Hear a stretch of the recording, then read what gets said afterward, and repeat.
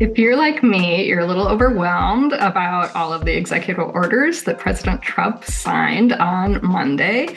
But I thought it'd be good to take a deeper dive into one of them. And I'm going to focus on the executive order about the death penalty entitled Restoring the Death Penalty and Protecting Public Safety.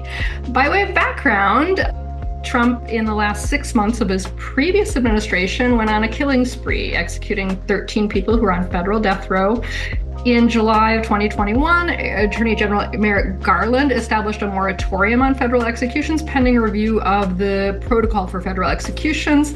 And in December of last year, President Biden commuted the death sentences of the 37 of 40 people who were on federal death row. Those people are now under a sentence of life imprisonment. So the executive order, just in broad strokes, is not grounded in reality. If you're a person like me who cares about evidence and facts, the executive order is rife with flaws. And the first thing I want to talk about is deterrence. If you look at the first paragraph of the executive order, it talks about the purpose of the executive order, and it talks about capital punishment being an essential tool for deterrence. It talks about it being the ultimate deterrent. And this is a bunch of myth, assertion, and assumption that is flawed. There's overwhelming evidence showing that there's no conclusive proof that the death penalty is connected to criminal behavior. Like climate change, Trump just asserts things and denies or ignores what the evidence shows, especially when that evidence is overwhelming. There is an overarching analysis that researchers have carried out of 30 years of studies, like looking at all of the studies, and they pointed out various flaws with the studies that have suggested that there's some sort of deterrent effect. Some of those flaws include that the studies don't factor in the deterrent effects of non-capital punishments, so like life imprisonment, that could also potentially deter crime. They use incomplete models of potential perceptions of people who would carry out murder, for example, like how they perceive what the potential penalties are. Those are implausible, and their estimates are based on statistical models that make non-credible assumptions. So there's a whole lot of research. We put a link out in the comments, and there are all sorts of ways to slice and dice how the death penalty relates to, for example, murder, which is a crime most commonly associated with the death penalty.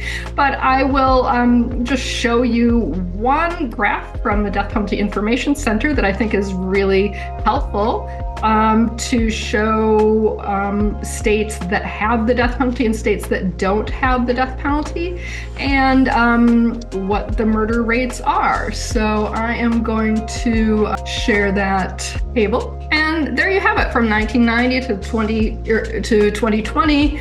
In darker red are states that have the death penalty, and in the lighter orange are states that do not have the death penalty, and the murder rate per capita. And you'll see in every single year, states that have the death penalty have higher rates, and states that do not have the death penalty have lower rates. So that's one way to slice and dice it. But overall, the research does show that if you want to deter crime, the way to address it is, first of all, to address the root causes of crime, and secondly, to ensure swift apprehension and trials for people who commit crime. In other words, certainty of punishment more effectively deters crime than the severity of the punishment.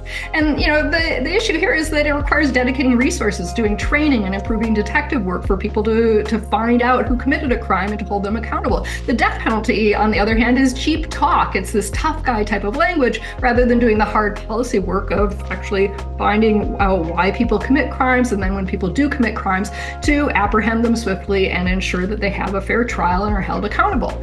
And this isn't just something that Trump came up with on his own. If you look to Project 2025, it's a page literally right out of Project 2025, saying on page 554, the current crime wave, which is not rooted in reality as well, makes deterrence vital and proposes expanding use of the death penalty. So it's nothing new. We could have predicted this from Project 2025 and what President Trump did during his first administration.